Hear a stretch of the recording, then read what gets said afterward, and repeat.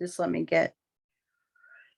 So, would you like us to just start with the first Daniel 1 through 2, exploring the passage, kind of reading questions 1 and 2, and just sort of not really good question. Well, I guess they were questions. And then just kind of going down the line and telling me what you think about it and how it applies, or Sure, that works for me. The thing is that they're not that.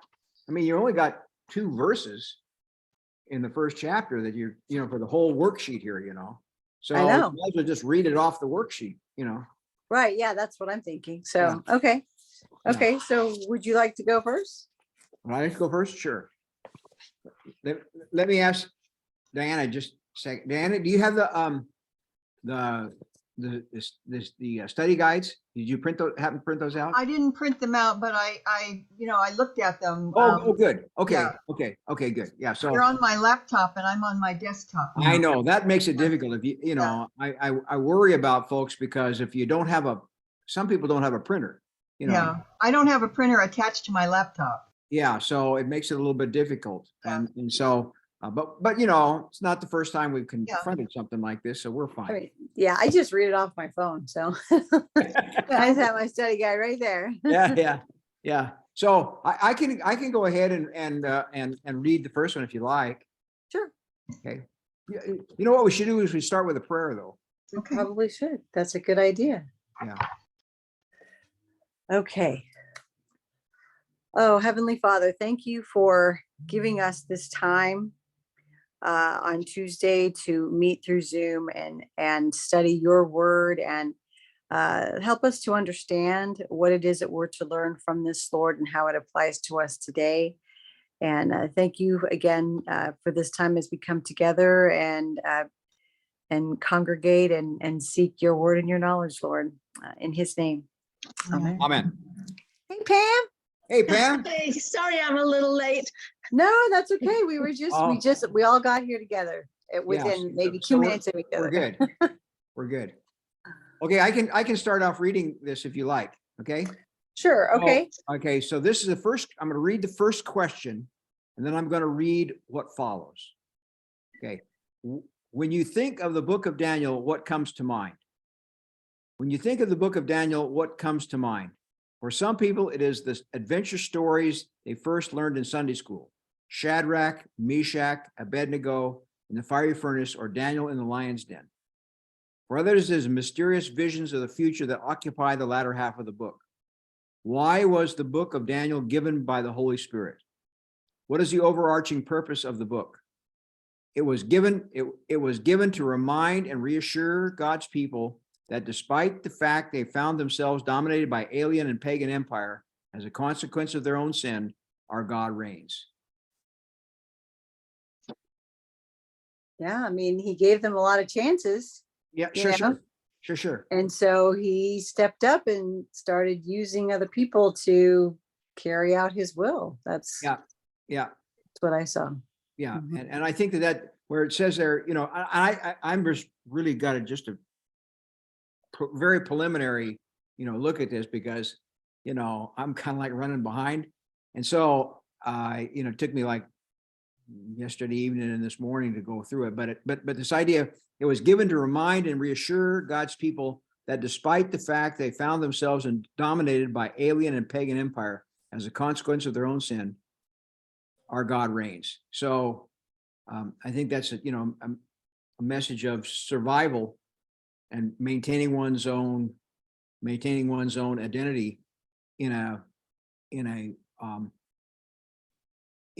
pagan empire. And plus, I was thinking too that it's a little bit like maintaining. Reading this over, and I'm kind of like pulling things from various places there, but maintaining one's own identity. It needn't necessarily mean a pagan or alien or pagan empire. It might mean our world today. How do you maintain your own identity as a Christian in the world today? As Daniel and his friends maintain their own identity in their world. Mm-hmm. And so, maybe that's a a message that we need to take away from it, that, that we're not just learning about what Daniel did. We're given an example of, how do we maintain our identity as a Christian, in the world today, which is But what a great role model. pagan empire. But Dale, what a great role model this young man was. Oh, I absolutely. mean, oh my goodness. Yeah, sure. Yeah. Sure. Yeah. Absolutely. Absolutely. And that's what he was made to be. He was made to be an example. In my view. Yeah. So, Oh, yeah. yeah. So no, I think it makes good sense, and it gives us reason to be able to study this, because the writers of this book looked at Daniel as the example. Yeah. For existing in this world. So Yeah. I think that it has value there. Well, he was so faithful and so courageous. I mean, I was just Yeah. like, whoa. Yeah, absolutely. Right. Absolutely. Absolutely. And Right. smart, very smart. Oh yeah. Yeah. Yeah. Yeah. That's true. That's why you eat your vegetables, right? Yes. Well, and again, even being able to the way that he talked to, when Nebuchadnezzar brought them back to Babylon and wanted them wanted he and his friends to eat their food and tried to acclimate. And he said, no, that to me was so bold. Like, here, I'll tell you what, you let us know who's the stronger. Let us eat the way we normally eat. And your other people that you took, let them eat the way the Babylonians want them to eat, and see who comes out the stronger one. Sure. And But don't you think that those Babylonians, don't you think food there was such a big deal that for Daniel and those three other guys, I can't say their names, to so politely refuse to do that? Yeah. We're not going to accept your culture. We're not going to eat stuff we're not supposed to eat, but we're going to do it nicely. I don't know. It was very impressive to me. Yeah. Yeah. They were going to maintain their identity as Jews. Mm-hmm. Any thoughts, Diana? No, not really. Love that you came on it. Okay, well, would you like to go to the second one? What did the Babylonians do to Judah? Who would like to read that one? Anybody? Let's see. Let me find it. Are there any go ahead. names in that? Yeah, the number 2. Would you? I'll go ahead and read it. So see Chronicles 2, 36, 17 through 20. So the king of the Babylonians killed their young men with the sword in the sanctuary.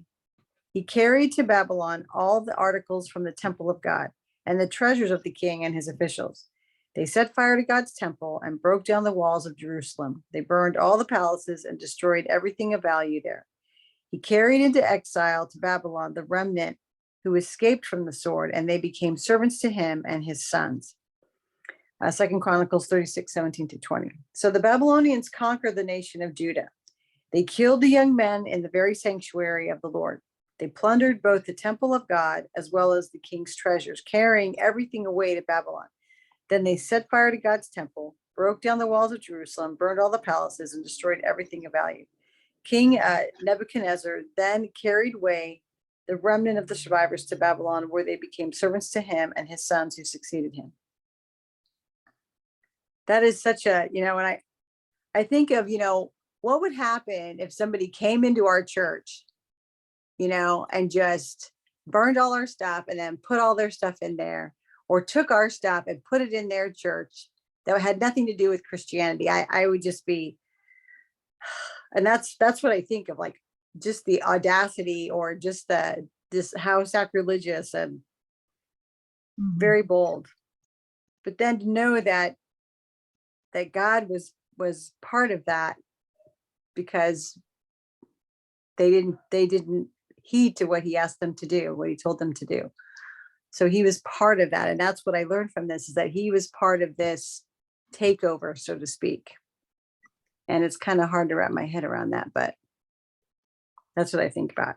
We just kind of, as today, I worry about, are we, we are inclusive, and we are accepting, and we are, is any of that against God? I don't know. against God's word? It's a tough question for me. It's a tough question. Sure, So, I can understand that, and what what I've seen in this is that, or in the readings that it was that the Lord permitted the Babylonians to conquer Judah because Judah was not adhering to God's right, law, but right. to proper proper worship and proper respect for the Lord. Mhm. And that kind of that when we were studying Isaiah, that really kind of never came up because it was more of a historical thing. But the people that wrote Daniel considered it, considered okay that was a reason that the exile occurred, or that Yeah.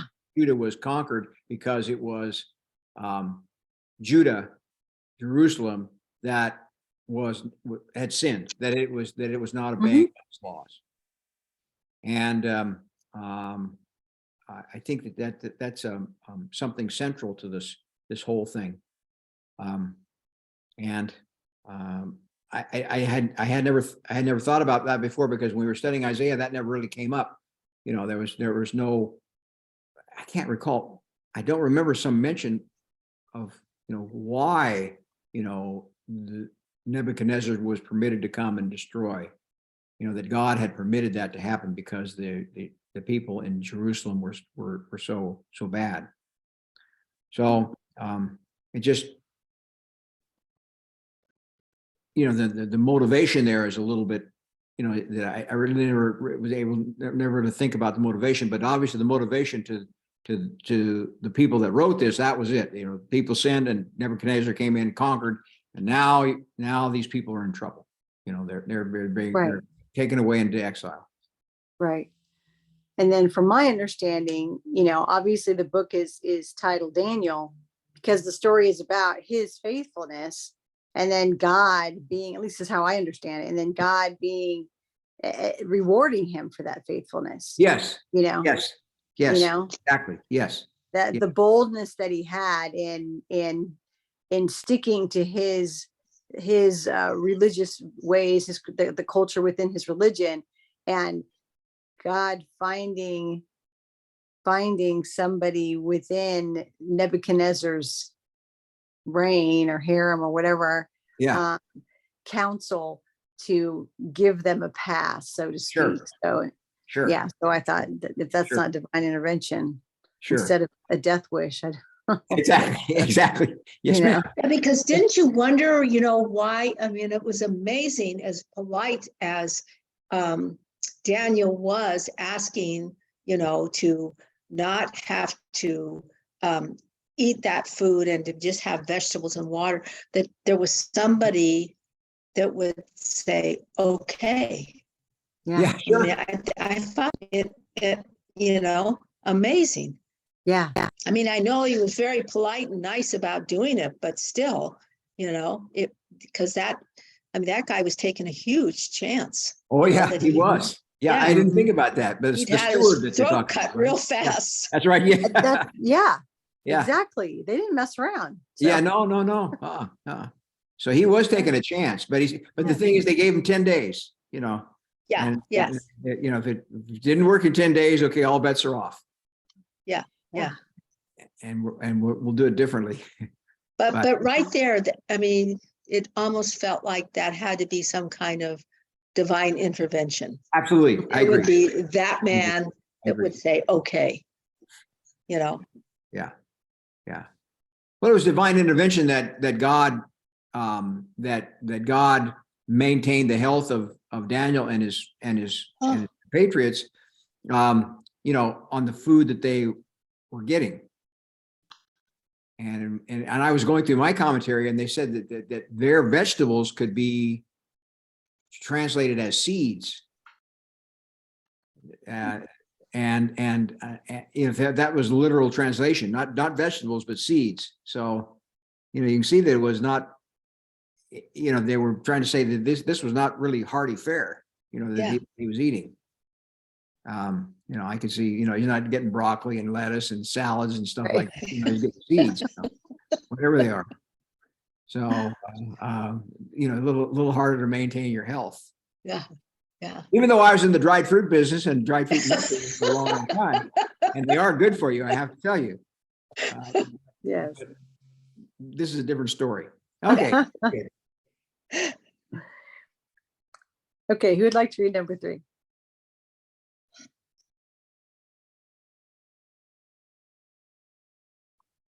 I can't pronounce any of those words. I'm passing. Right. Come on, Pam. No, I can't do it. Yeah. Well, then I just look at them and say, "Huh?" give it a shot. We're reading off the same sheet. No, I'm going to listen to you, Dale. You're good at reading.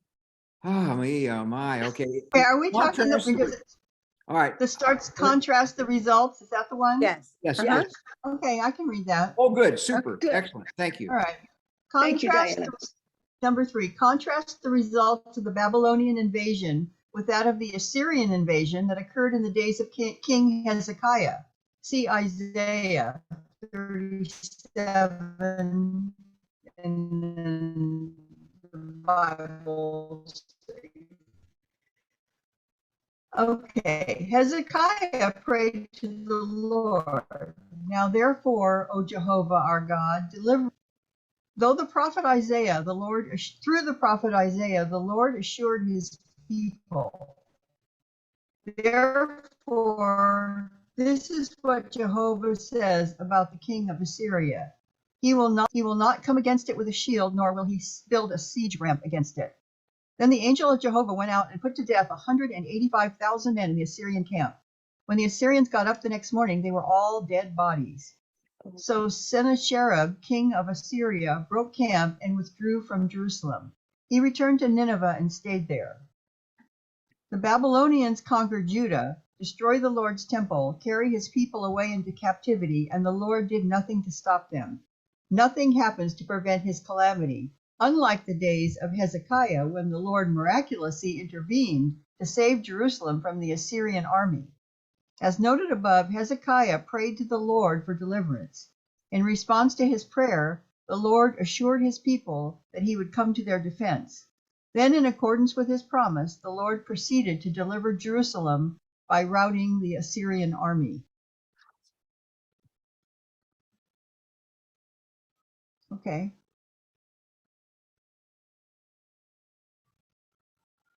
Okay, so we have the same thing. We're just talking about the difference.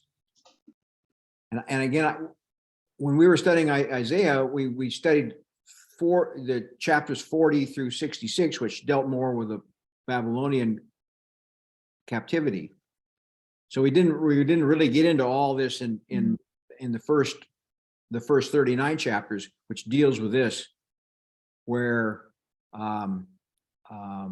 Assyria was attacking, and I think it had to do with some sort of a relationship with. Wait a minute, it come back to me with there was a problem with Egypt, and Assyria had conquered Egypt, and they were moved into Judea. I'm not quite sure about that, but nevertheless, that was a different part whereby the prophet Isaiah says that it was God that saved the people. And I don't know whether they repented or whether they were just, they were considered holy at that time, so forth. But at any rate, in that circumstance, the Assyrians were routed or killed. But later, and it's coming back to me now, it was actually, I can't recall the name of the king in Judah at the time of Nebuchadnezzar, but they had rebelled. They had rebelled against Hezekiah. Was it Hezekiah? Yeah. Okay. So they rebelled against Nebuchadnezzar, and Nebuchadnezzar came in a response and burn and sack the city. So we got a distinction here between what happened with King Hezekiah, what happened with the king, that was king during the time of Nebuchadnezzar. So it's just showing, it's just making that distinction right there, and gives a little bit of historical background. I wish my mind wasn't so fuzzy. I mean, we did this, 4 months ago, but I can't remember all the details. So it was Jehoiakim. That's who it was. That Who was the king. Who came? That Was was the one of king of- Solomon's sons.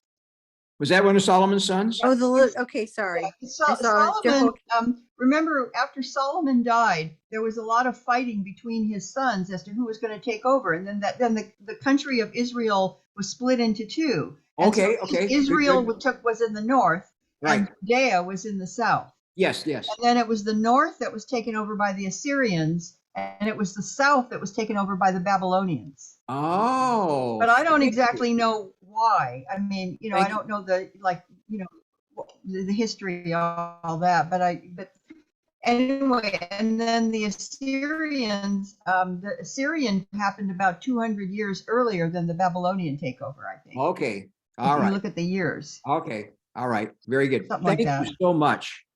Wow. Yeah. I had completely forgotten about that. Let's see. Yeah, it said it was. Hold on. Got my little book here. Yeah. I think the takeover. Where was it? I think it was like 605 BC. I think it was 605. Yeah, 605. The northern kingdom fell to the Assyrians in 722 BC. Okay. And then 200 years later, so that I thought it was about 200 years later when Yeah, the southern kingdom fell. But I could be wrong on that. Yeah, so yep.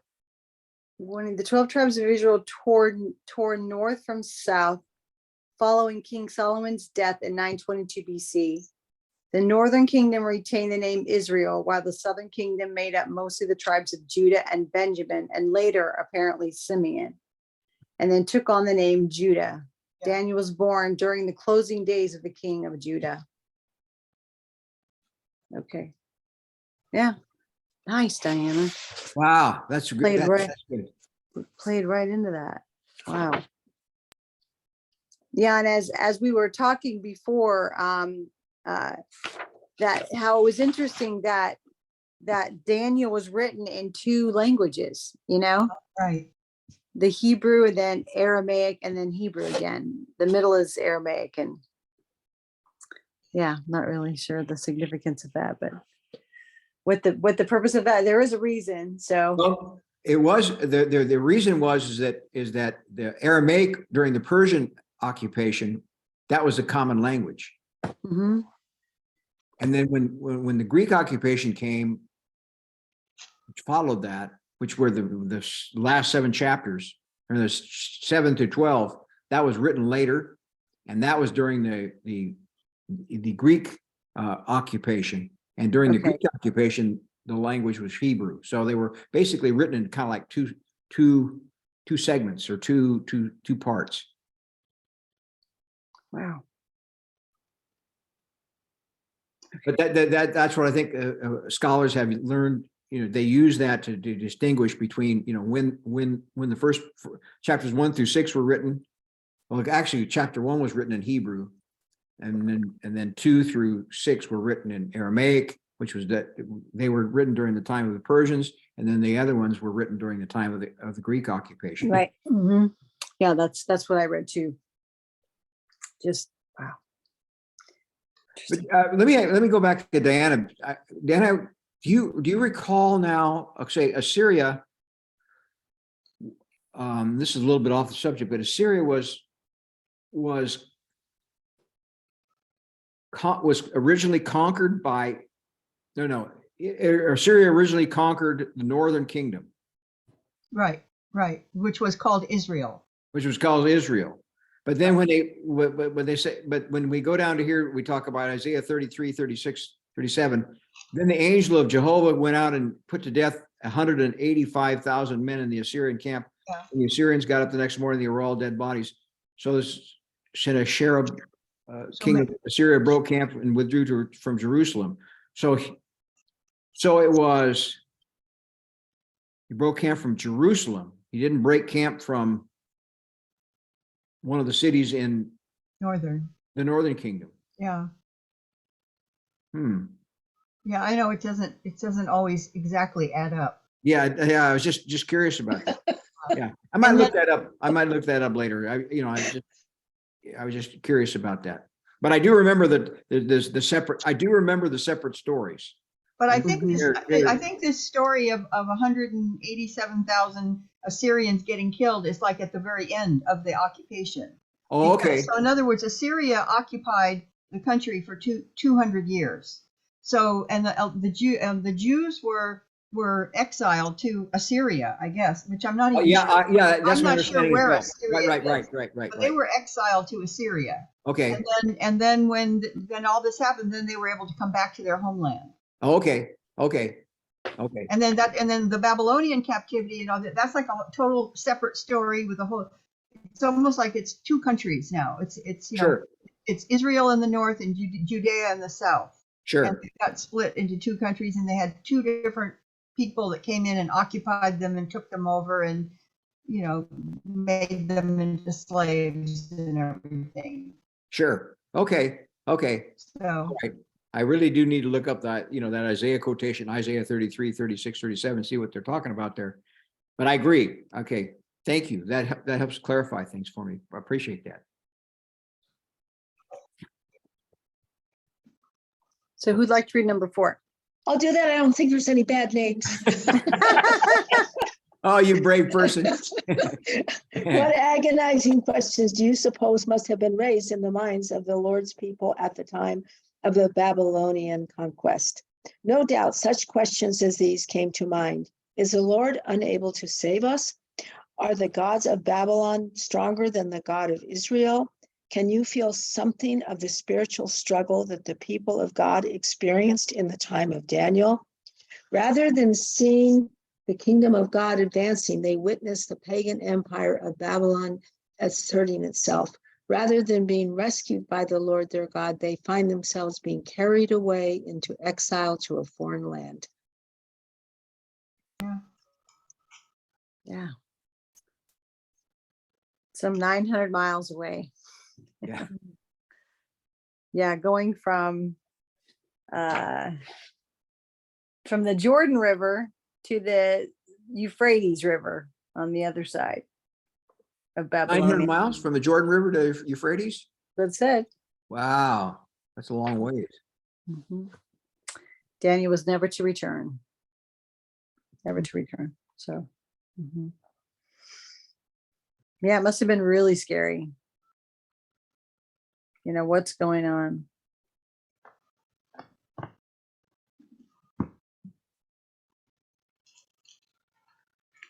Okay, so let's go ahead and move on to number 5. I suppose it's my turn now, huh? Yes. Okay. All right. Very good. All right.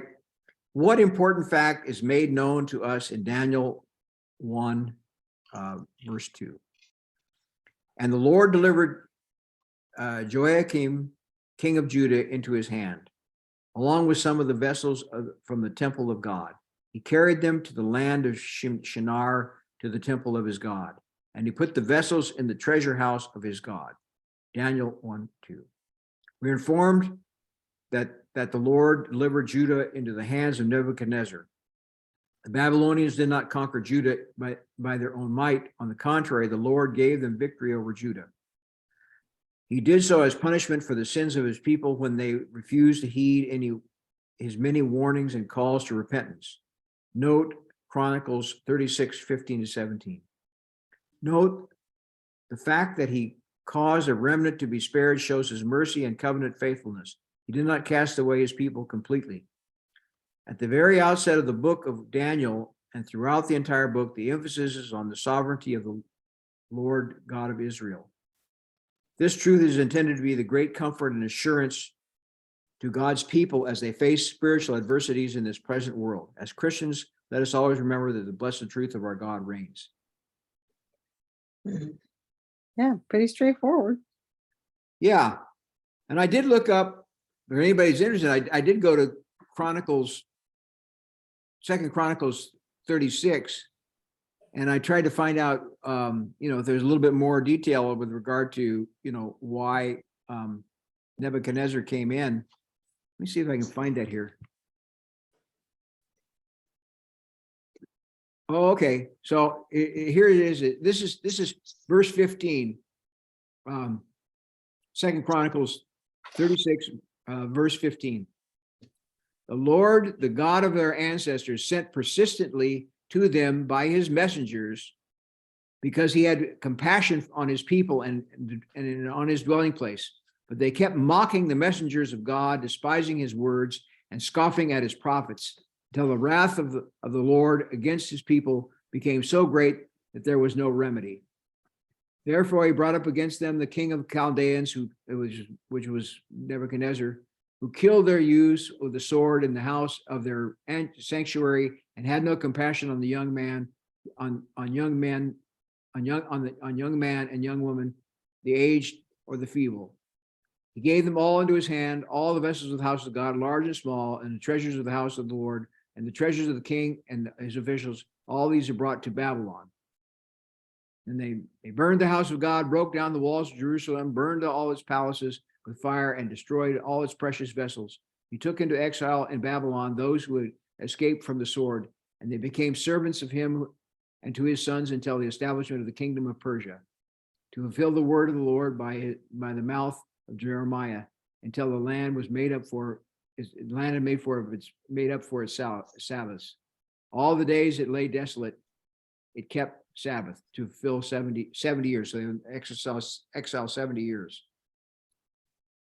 So yeah, that's, it pretty well lays it out there in Chronicles that the Lord came in and allowed Nebuchadnezzar to take over because of the them Judah rejecting the prophets and not adhering to God's word. But I thought I outlined this. I said at the very outset of the book of Daniel, it's kind of something to focus on as we go forward. At the very outset of the book of Daniel and throughout the entire book, the emphasis is on the sovereignty of the Lord, the God of Israel. This truth is intended to be great comfort and assurance to God's people as they face spiritual adversaries in this present world. So again, that's a lesson. That's a lesson to us. That Daniel is a lesson to us.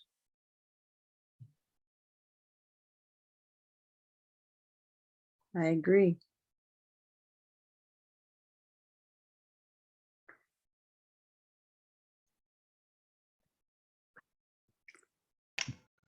Okay, let's go to the next book of questions. Okay. I think there Okay. are, yeah, there are 5. That's right. I want to make sure I got the right one. Okay, so does everybody have the next group? 3 to 21, is that it? Yes. Okay. Yeah, because they have 2 separate passages, reading and then exploring. Okay. So I'll go ahead and do number 1. So a select group of Hebrew youths were chosen for re-education to prepare them for royal service in the courts of Babylon. In order to be considered for this honor, what were the qualifications they needed to have? See verses 3 and 4 printed below. And what was their prescribed course of study? Then the king ordered Ashpenaz, the chief of his officials, to bring some of the Israelites from the royal family and the nobility. 4 young men without any physical defect, handsome, showing aptitude for every kind of learning, well-informed, quick to understand, and qualified to serve in the king's palace. He was instructed to teach them the literature and the language of the Chaldeans. A select group of Hebrew youths were chosen for re-education to prepare them for royal service in the courts of Babylon. The necessary qualifications were as follows. They must be from the Hebrew nobility.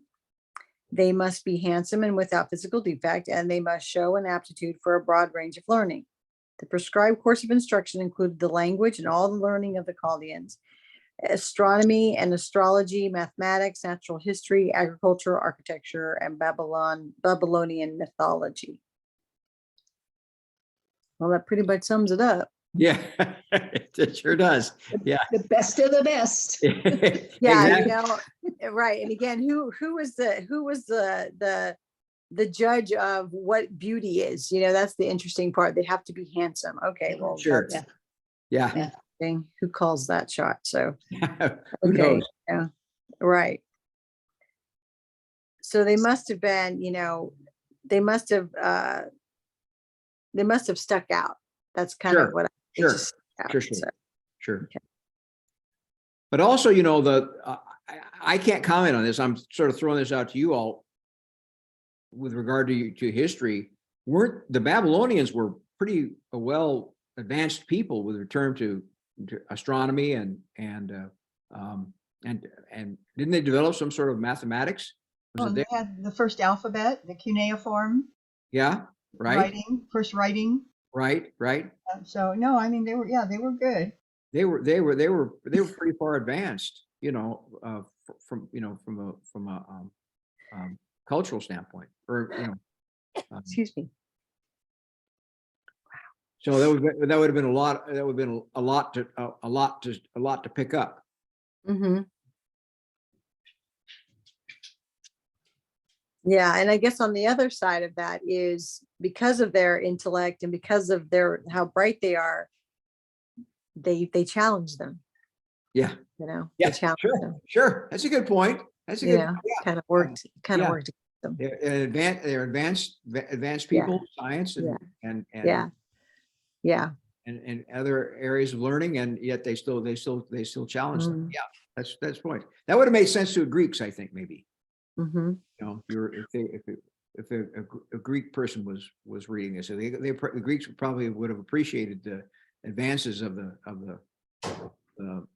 Babylonians. I'm just throwing that. I'm just thinking about that. Yeah, I mean, I can't help but think about, in present day, if I were to have to go to a Scientologist, Yeah, place, sure. and walk in and they're trying to, swoo me into that. Good luck, Sure. Yeah. And the blue building and, I just think about all the things that they have to go through and, so, but I always think about having that armor on, I have my armor on and I've got a guardian angel that's like, Sure. listen what they have to say, but it's not sinking in. So, okay. Sure. Mm-hmm. Yeah. Diana, I think you're up. Oh, okay. Oh, with all those names, Diana. Okay. What am I reading? Number 2? Yeah. Yes, if you want to. What is the first thing the Babylonians do with these young men? See verse 7 printed below. Why do you suppose the Babylonians did this? But the chief official gave them new names. To Daniel, he gave the name Belteshazzar. To Hananiah, the name Shadrach. And to Mishael, the name Meshach. And to Azariah, the name Abednego. In dealing with these youths, the first order of business was to create a change of identity. Giving of Babylonian names was intended to accomplish 2 things. First, it was intended to sever these young men from their Hebrew background, and the second person was to thoroughly initiate them into the culture and religion of Babylon. The meanings of the names, both the Hebrew and the Chaldean, is significant. Daniel, God is judge, is changed to Belteshazzar, a name derived from the chief god of Babylon, Bel. Hananiah, the Lord is gracious, is changed to Shadrach, the commander of Aku, the moon god. Mishael, who is like God, is changed to Meshach, who is like Aku. And Azariah, the Lord helps, is changed to Abednego, slave of Nebo, another of the main gods of Babylon. Well done, Diana. Yes. That was a mouthful. Yeah. Good job on those names. Yeah. Well, we've all heard of Shadrach, Meshach, and Abednego. It seems Absolutely, yeah. when I was a kid, there was some song that we used to sing that had them in them. I remember that. Hey, Diana, you need to look that up. I don't that remember the song, but I remember singing it like in Sunday school or song. something. Shadrach and Meshach and Abednego. Abednego, yeah. Wow. Yeah, I remember that too. Yeah, Wow. good. Yeah, so something stayed with us all these years anyhow. Yeah. I didn't know. I wasn't taught that song. So I'll have to look it up. I'll find it somewhere. I'll find it. Yeah. That's, but you know, that stripping of your identity, starting with Sure. your name. Yeah. Yeah. Sure. Oh, I can't even imagine. I'm just throwing this out for your thought. How about like in China right now, there's a people that are from Mongolia Mhm. that they're retraining to, to become Chinese rather than, having their own cultural identity. Mhm. There's a contemporary um, um, uh, thing going on that's similar to that, because they would. I don't know any of the details. I just seen how it's re-education, and the people are brought in and they are forced to work and also to be re-educated in the Chinese culture so that they give up their own culture. So there we have an example from today that we would have the same thing. And in fact, you might recall from Isaiah, as we got into the latter parts of it, so there was a group that the Jews had kind of divided, that had been in exile, and there were some Jews that want to maintain their identity, and there were some that felt pretty comfortable living among the Babylonians. They established their own little world there with them and so forth, and they didn't necessarily want to rock the boat, so that they would have to, leave Babylon, and some didn't leave Babylon, some stayed actually, with this idea of, causing them to relinquish their identity, by changing their names. I think that's an important part. Mhm. Mhm. Yeah.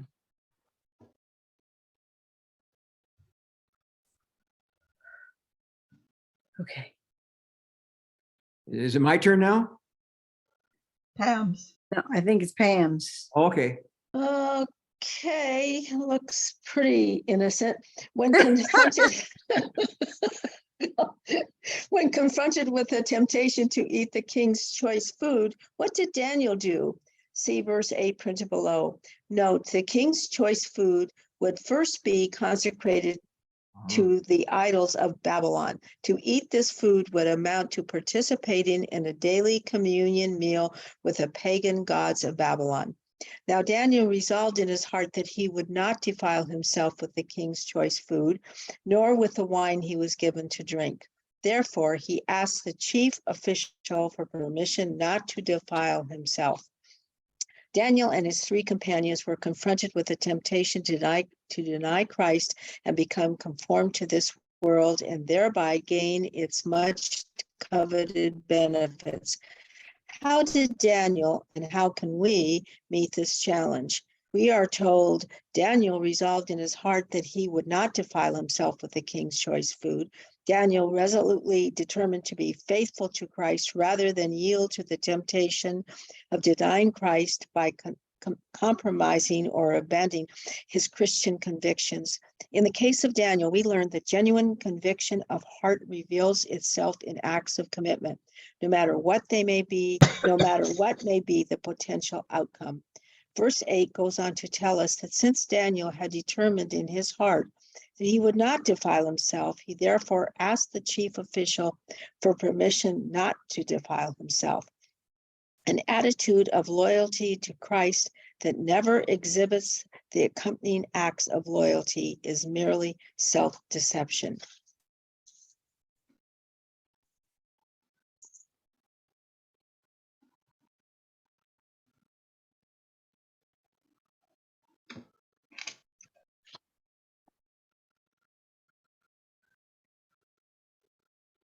This a little bit goes, this goes a little bit, I hadn't even thought about this with regard to the idea of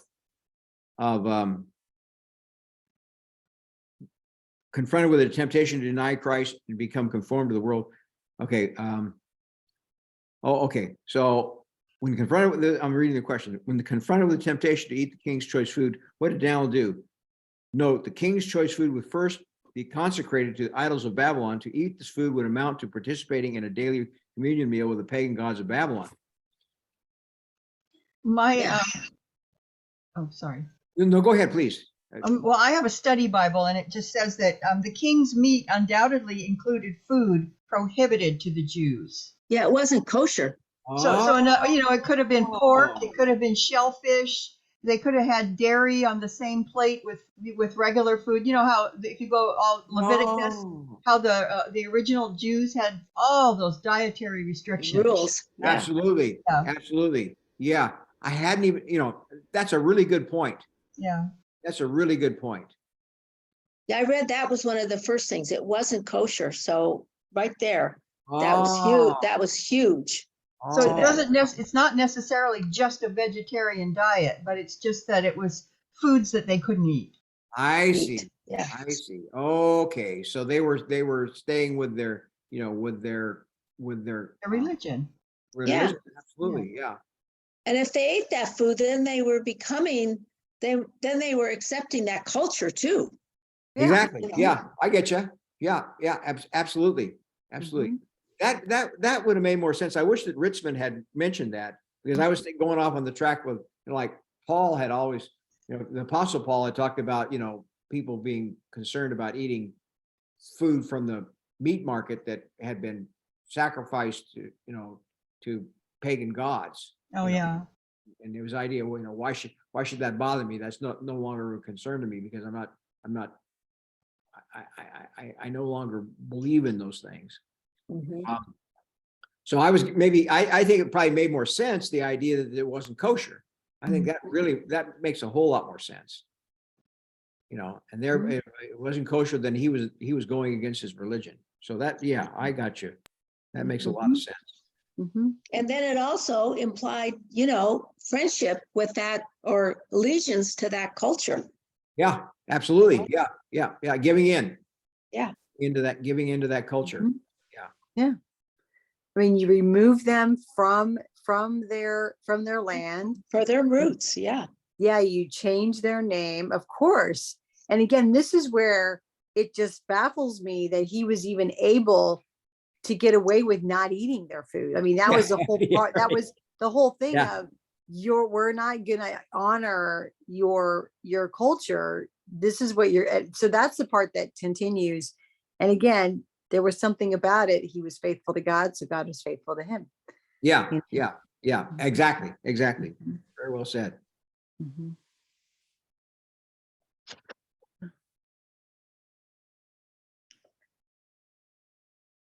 Okay, well, I think you are up there, Dale. Okay, all right, good. Well, maybe our answer will come in this next area. We're going to talk about. Okay, I say, what price and what possible risk did Daniel and his companions face for their refusal to partake of the king's choice food? See Daniel 1:10-12, printed below. But the chief of the officials said to Daniel, I am afraid of my lord the king, who has assigned your food and your drink. Why should he see you looking worse than the other young men of your age? The other men your age. If that were the case, you would be endangering my head before the king. Yeah. Then Daniel said to the steward, whom the chief of the officials had appointed over Daniel, Hananiah, Mishael, and Azariah, I beg you, test your servants for 10 days. Let us be given vegetables to eat and water to drink. Okay. The commitment to Christ exhibited by Daniel and his companions involved some measure of personal deprivation and possible alienation from their peers. According to verse 12, Daniel and his companions requested a diet of vegetables and water while the others feasted on the king's delicacies. They were very well, they very well may have suffered mocking and scorn from their peers and have been considered by many to be fools. But at the same time, they were gained the respect of some, as well as the opportunity to witness for Christ. Furthermore, Daniel and his companions risked the danger of incurring the wrath of the king, and thereby not only forfeiting the benefits of Babylon, but in all likelihood, forfeiting their lives. Yeah, which we continue to talk about here. And, and as we learn in future verses, him being able to interpret those dreams Sure. definitely saved him. So Sure, absolutely. Absolutely. But he really did But get a think of benefit. how courageous he was, because his Yeah. friends were not doing, or the other guys were not, they were eating that food. They were going against what they should be, Sure. They knew that food wasn't kosher, and they were going along with it. They were, and when you're doing the right thing and your fellow people are not, they don't like you. Exactly. Yeah, exactly. You're right. You're right. Yeah. Even if you're in the right, Yeah. That's a very hard road to be on. Yeah. To be an Very individual courageous. and to do the right thing. Yeah. Absolutely. 100%. But I still give credit to that steward, because if he hadn't permitted them to do that, it would have been off with his head. Yeah, right. yes. That was the thing. But he was going to, but the steward basically said, okay, I'll give you 10 days. Yeah. You're looking bad then, this is the end of the experiment. Yeah. Exactly. You're going to eat that meat. Right. Exactly. That's right. Yeah, that's true. Yeah. And I think that would be tempting too, because if you were in a situation like that and you saw that good food coming along and you say, oh my God, that looks so good. Wow. I think I'd like to have a little bit of that, and I think I'd like to kind of enjoy the fat of the land there a little bit. I can see that would be a great temptation. That would be a great temptation for Daniel and his patriots. Okay. So we're almost at 8, but it kind of worked. It all worked out. So here's number 5. The last one. So in what way did the Lord help Daniel? And how did the Lord honor Daniel and his companions for their faithfulness to him? Now God caused Daniel to find favor and compassion in the sight of the chief official. To these 4 young men, God gave knowledge and understanding in every branch of literature and learning. Furthermore, Daniel could understand all kinds of visions and dreams. At the end of the period that the king had appointed for preparing them to be presented before him, the chief of the officials brought them in before Nebuchadnezzar. The king conversed with them, and from among them all none was found like Daniel, Hananiah, Mishael, and Azariah. Therefore, they stood before the king. Daniel determined to be true to Christ, and Christ took care of him. On this present occasion, the Lord turned the heart of the prince toward Daniel to look favorably upon him and deal kindly with him. The Lord blessed these 4 young men in distinction from all the others, with knowledge and understanding in every branch of literature and learning. Verses 18 through 19 indicate that none could compare with Daniel and his companions. Therefore, they stood before the king.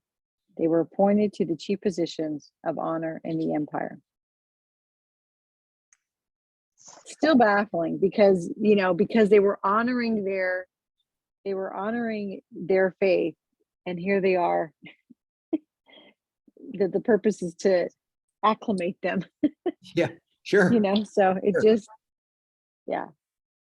But was not God rewarding them for their, of course, their being true to him? Of course. That's the reason they attained that position. Mm-hmm. Let me see what I have here. Seeing if I have some extra stuff, but we've already all my commentaries we've already talked about it in here. So yeah, so that's the first chapter, and it gives a great introduction to the rest of obviously of what's going to be happening. And I don't know, I'm very excited to get, I hope that I think we only told the congregation we were going to do 2 weeks of this, or were we doing 3 weeks of this? Just two. Just I the think two, that's okay. plenty. That's plenty.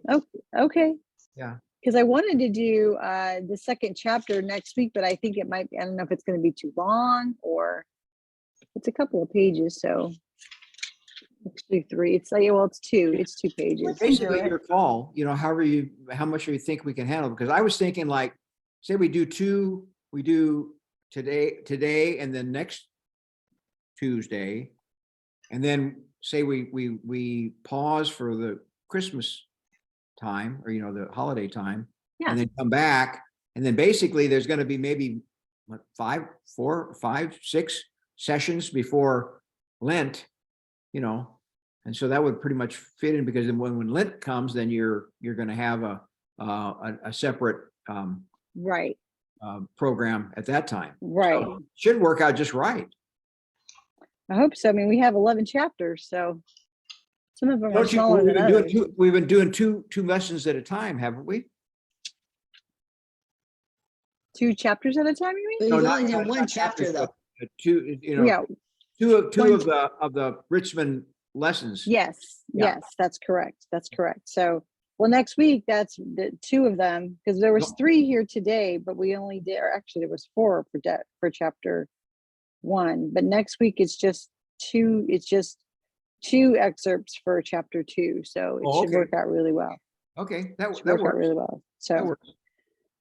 okay, so Okay. next week we'll dig into chapter 2. So, and hopefully we can get Gail here involved as well. So Yeah, I'm I sure. don't know where she's at tonight. Yeah, she'll be back around. Okay. But as I view it as, I'm just glad we're doing this, to kind of like get Me going too. again, because Yeah. it's always hard when you pause long enough. Yeah. Hannah mentioned that to me, like, you got to kind of like keep it going. I said, well, poor old Diana. I mean, poor Joanna was doing the Thanksgiving thing at the Yes, that's okay. Yeah, That's and I okay. said- But I said, it's nice. It's poor nice. lady. I said, she's really busy right now. But that's okay. So we're just, I like meeting at 7 on Tuesdays, Yeah, and yeah. I'm glad that It's we're fun. back doing Yeah, it again. it's really So- fun. And I'm glad so, we're back. Yeah, We're back really doing it. nice. It's just fun to have a little opportunity during the week to get to see one another and chat and so forth. yeah, A lot of things that go Yeah. on. absolutely. So We just got a little rusty. We just got to get going again. That's all. I know exactly. So I've got my study guide, but they get it's I think it's tailored more for teenagers. So I was like, okay, I have to break Yeah. through. So yeah, it's That's a big okay. huge. Teenagers, that's good. I know. I was going so- online. I saw that there's even a movie about Daniel. Yes. Yeah. Yep. So, Yeah, there's all kinds of YouTube about him. So yeah, it was pretty. okay. It So was there's, pretty there's cool. plenty So- of background there, but Oh yeah. Hannah, 100%. thank you so much today for bringing in the historical aspect of things, because a lot of the stuff I had completely forgotten. I'm kind of like one night ahead of the class. Yeah, Diana, we need that brain of yours here. Oh my gosh. Yes. Yes. I welcome. 100%. Yeah, I Absolutely. really, I Well, love it. one So, other little tidbit is Nebuchadnezzar is the person who built the Hanging Gardens of Babylon, which was one of Really? the 7 wonders of the ancient world. Wow. Oh, Yeah. So he had many wives, and one of his wives came from someplace that was very lush, and so she missed her home.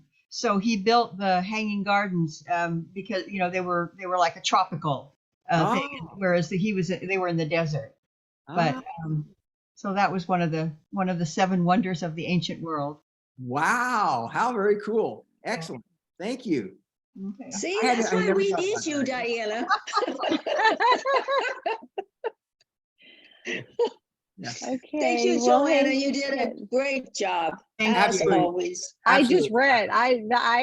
I just read. So I appreciate that, but no, I appreciate that. So next week I'll have more content, kind Okay. of the backstory. So Okay, yeah, when we absolutely. go into chapter 2. So yeah, we'll read chapter 2 and we'll come back to it next Tuesday at 7. So Okay, Sounds all right, good. very good. Good. All right. okay, have a Thank good you, night, guys. All right. Good night. Bye. Good Night, night. night. Bye.